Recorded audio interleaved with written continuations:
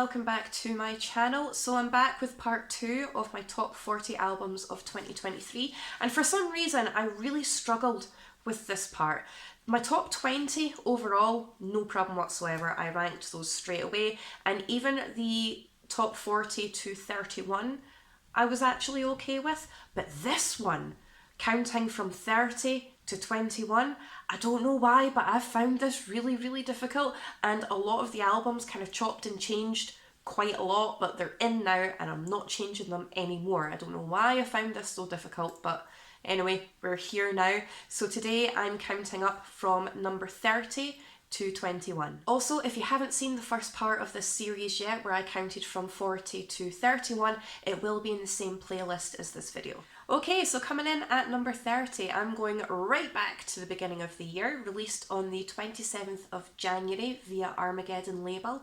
I have the debut album from Malleus, The Fires of Heaven, and this is black and speed metal from the US. Now, the thing that I really liked about this particular record is it opens up with a very somber violin instrumental that kind of lulls you in very slowly until it just completely rips you apart with thrashy epicness, lightning riffage, and some proper demonic rasping vocals. This just absolutely annihilates straight from the get-go as soon as that instrumentation is finished. Now, it is classed as a thrashy speed metal record with a blackened edge, and it's very intense and it's very ferocious, but there's also something quite atmospheric and something quite sinister. It's a very dark record.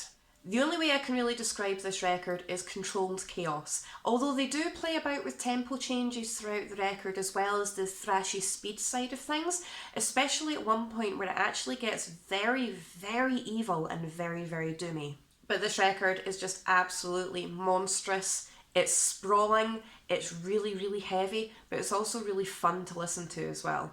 My favourite track of this record, and again, just like the last video, I will only be picking one track per record because, you know, it's in my top 40. Of course, I love all the albums from beginning to end, but my favourite track of this record is definitely Into the Flesh. There's just something really rapid about it, but it's quite a bouncy, thrashy kind of track on the record. I think it's the bounciest one on the record, and I just found it really fun to listen to. It always put me in a really good mood listening to this particular track on the album. So coming in at number 30, I have Malleus with The Fires of Heaven. Okay, so coming in at number 29, released on the 16th of June, it's a self-released second studio album from the Dutch black metal project Heldin with Devils, Death and Dark Arts. Huge emphasis on guitar melodies throughout this record, but it also retains a lot of that raw energy and aggression that comes with black metal, but it's very polished in terms of production. This is a really layered record, and it's got a great combination of blistering speed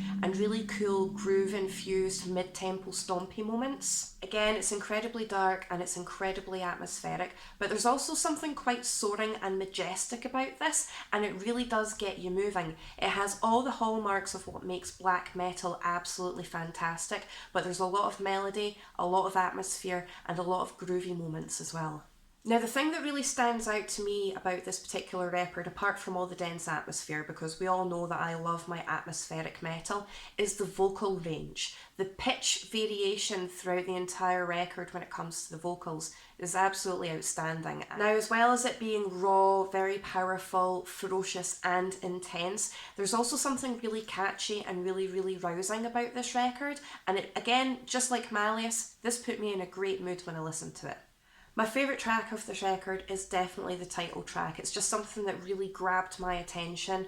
It's got some beautiful melodies in it, it's incredibly devastating at the same time, and it goes hard, but I absolutely loved this record. So coming in at number 29, I have Devils, Death and Dark Arts. Okay, so coming in at number 28, and this one only just managed to squeeze in before the cut-off point from the top 40 albums of the year. It's a debut album released via Mighty Music, and that's Vanen with Morkit. Morkit? I think it's Morkit, I have no idea if I'm pronouncing that right, I'm sorry. But this is the Danish folk melodic death metal band, and this record blew me away. It is stunning. Catchy melodies, really rousing mythical atmosphere, thunderous drums, and really catchy hooks. I absolutely adored this record, especially the contrast between the male guttural demonic vocals and the clean female soaring vocals. But not only that, they have bagpipes, they have tin whistles, they have keyboards, the little synthy moments throughout it, the sound effects. It just adds that extra layer of atmosphere, and I absolutely loved this. I am quite partial to folk metal, and these guys have done it right, and it's absolutely astounding that this is a debut album. They really know what they're doing. The solos in this are soaring and incredibly intricate. It's both aggressive and absolutely stunning. Now, my favourite track of this record, I don't know if I'm going to pronounce it correctly, so I'm going to cheat and I'm just going to put the title on the screen somewhere around here because I can't speak Danish. I can barely speak English. Listen to me, it's ridiculous. But this one here is my favourite track of this record. But honestly, if you are partial to folk metal, melodic death, you're definitely going to want to get onto this one. I loved this. It's a really rousing, uplifting record to listen to. It's really, really fun, and it's absolutely beautiful. So coming in at number 28, I have Vanen with Morkit. I think it's Morkit. Somebody can correct me in the comments section below if you want, but I'm going to go with Morkit. Okay, so coming in at number 27, this band needs no introduction whatsoever, but this was released on the 8th of September via Relapse Records, and it's their 9th studio album. I have Dying Fetus with Make Them Beg for Death. Brutal death metal from the US at its absolute finest. This record is ridiculous. It's absolutely ridiculous, and I love it. The name of the band alone is enough to grab your attention, but the contents of this record is just absolutely amazing. Rage, gore, gut exploding intensity. This is a really muscular record that does not hold back. It does not take any prisoners. It goes straight for your jugular, and it does not let go. Frantic shredding and a lot of really cool groove-laden intensity in this. You know, you really can't help yourself but get moving to the mid-tempo stompy stomps. I think it's just a really cool record to listen to. It's really catchy, it's really memorable, but it's also incredibly ferocious, and it's absolutely everything that we all love about this band. Thunderous blast beats, really frantic yet very technically intricate riffage, and a lot of really deep demonic gutturals. Dying Fetus really know how to grab your attention, but the one thing that I really liked about this record in particular was the really epic tempo changes. They really know how to grab your attention and keep it, and they really do keep you on your toes. I absolutely loved this. Compulsion for Cruelty was definitely one of my favourite tracks of this record. I can't help but get moving whenever I hear this track. You know, the mid-tempo, groove-laden stompy stomps are really addictive to listen to, and I absolutely loved this track. So coming in at number 27, I have Dying Fetus with Make Them Beg for Death. Okay, so coming in at number 26, released on the 2nd of June, I have another second self-released studio album, and that's Tortured Demon with Rise of the Lifeless. And this is thrashcore from the UK. Now basically they take all the great elements of thrash metal and hardcore and put them together. So you've got all of your thrashy epic riffage, and you've got all of the hardcore breakdowns rolled into one, and it's just absolutely amazing. This is some proper high energy, in your face, thrashy riffage with all of the epic breakdowns that you get from the hardcore genre rolled into one. It's incredibly addictive. The melodies in this are absolutely insane. The drums are pummeling. The vocals are demonic, and they're grasping, and they're just so powerful. The energy and power behind this record is absolutely insane. But not only that, as well as all of the catchy melodies, their choruses, you can chant along to them. They're going to get the crowd going, they're going to get the crowd moving, and I loved this. Global Threat was a really cool track to listen to. I couldn't help but sing along to this as best I possibly can because I can't sing, and that's why I'm not a vocalist. But I definitely loved this track, and this record is unbelievable. Plus these guys are just babies. I'm pretty sure they're all in their late teens, maybe the eldest members of the band are in their early 20s, I'm not sure. But they're just babies, and they're doing amazing. So definitely watch out for this band. These guys are going to be huge. Coming in at number 26, I have Tortured Demon with Rise of the Lifeless. Okay, so coming in at number 25, and we're at our halfway point now, so I'm just going to try and fire through these as quickly as I possibly can. Released on the 28th of May via Century Media Records, I have Enforced with War Remains, and it's their third studio album. Now, this is a thrash crossover band, so basically if you take everything from thrash, everything from hardcore again, with a little dusting of punk, and this is what you get. And this was a really cool, no nonsense, no hanging about thrash crossover record, and it's so fun and so energetic to listen to. I believe that the band refer to themselves as a pure crossover death when it comes to describing their sound, and that's pretty much it, and it's amazing. It's really full of adrenaline-fueled riffs, some epic drumming in this. The drumming is absolutely monstrous. Snarling vocals, some really cool mid-tempo moments. Again, it's very, very thunderous. And it's just a massive tornado of aggression that just does not hang about at all. One particular track that stands out for me is Mercy Killing Fields, and it definitely has a huge Slayer kind of vibe to it. I'm a huge fan of Slayer, so I was all over that track.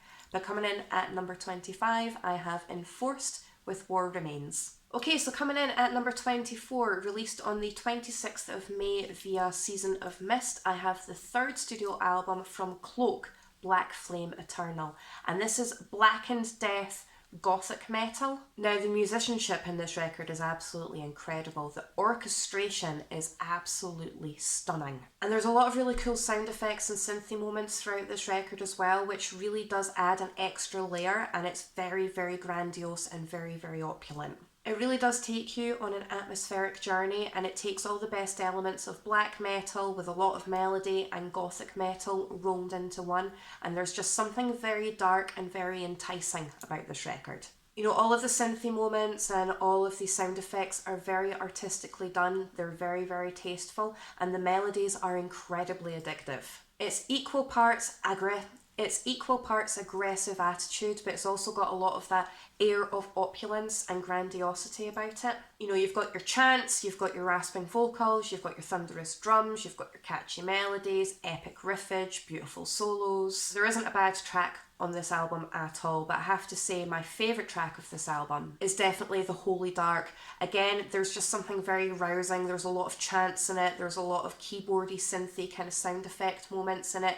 It's blistering, it goes hard, it's devastating, but it's also absolutely stunning. So check this out if you haven't already done so. Number 24, I have Cloak with Black Flame Eternal. Okay, so next up, number 23. Again, this band needs no introduction whatsoever. This band are absolutely legendary in the heavy metal scene. Released on the 22nd of September via Metal Blade Records, it's their 16th studio album. I have Cannibal Corpse with Chaos Horrific. Death metal icons. Like I said, this band needs no introduction whatsoever. Gritty, chugging, unrelentless, complete frenzy of epic riffage and death metal at its absolute finest. Plus the vocal ability on this. Corpse Grinder knows exactly what he's doing. Deep, demonic gutturals that are still discernible but incredibly devastating. Frenzied riffage, pummeling drums, really cool groove moments. I absolutely love everything that's stompy about death metal, and this is just absolute savagery and I love it. Favourite track of this record is definitely Blood Blind. There's just something really cool, very groovy about it, but incredibly crushing, incredibly devastating. And you can't help, again I keep saying it, moving along to the stompy stomps. I absolutely loved this track. So coming in at number 23, I have the legendary Cannibal Corpse with Chaos Horrific. Okay, so coming in at number 22, released on the 19th of May via Napalm Records, it's the 5th studio album from Thundra with Hail the Abyss. Now, this is melodic black death metal from Germany, and I adored this record. I mean, just look at this album artwork.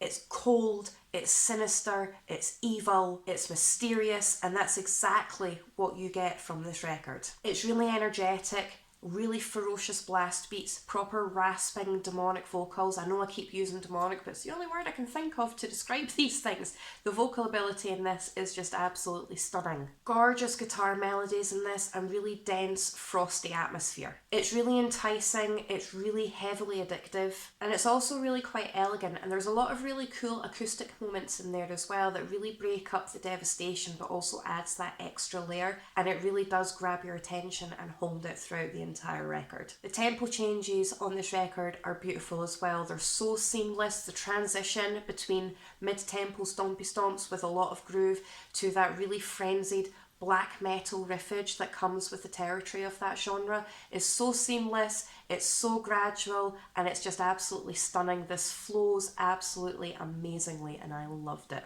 On the Wings of Cosmic Fire is definitely a standout moment for me on this record.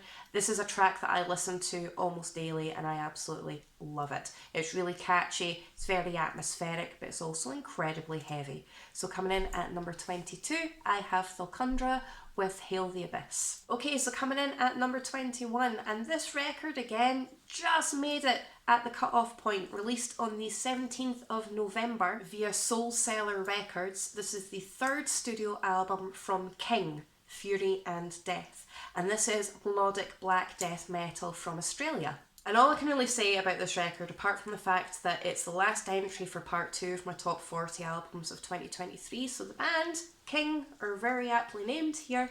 This record really hooked me in from the get-go with its soundscape of an opener. You've got a lot of really cool acoustics, you've got a lot of cool violin, brass instrumentation that really does set a dramatic backdrop before it completely rips you apart with ominous blast beats and frantic riffage and demonic growls, and it just completely explodes out of nowhere after that amazing haunting orchestration. The solos in this are absolutely stunning, a lot of really grandiose melodies, a lot of really catchy hooks, and dense, opulent atmosphere on a foundation of blackened death metal. I loved this. It twists, it turns, and it takes you on an incredible journey of snow-capped mountains, sword fights, and endless adventure. It's so catchy, it's so atmospheric, it's absolutely stunning. Favourite track of this record is definitely Volcano. There's something very rousing about it. Again, it's incredibly catchy. The chanting moments are very, very addictive, and it's got a lot of really cool melodies in this.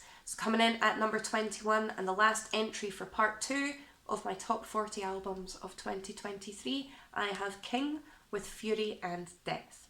And that's it. Part 2 is now over. Let me know in the comments section below what you think of today's list. Have you checked any of these albums out before? Are any of them new? Let me know. Also feel free to share your own top 20, top 30, top 10, top whatever you've decided to do this year. I love looking at other people's lists, and I get very, very excited at this time of year when I see everybody's differing lists and what they say about different albums and things like that. I love this. It's stressful fun, but I absolutely love it. Again, if you could like, share and subscribe, I really do appreciate your support as always. Part 3 of my top 40 albums of 2023, which will be counting from number 20 to number 11, will be out this coming Monday, so stay tuned for that. All of these will be in the same playlist on my channel, so you can check them out, and I'll also be listing all of the albums in the description box so you can go and find them for yourself if you're not aware of them already. Once again, thank you so much, and I'll see you again on Monday.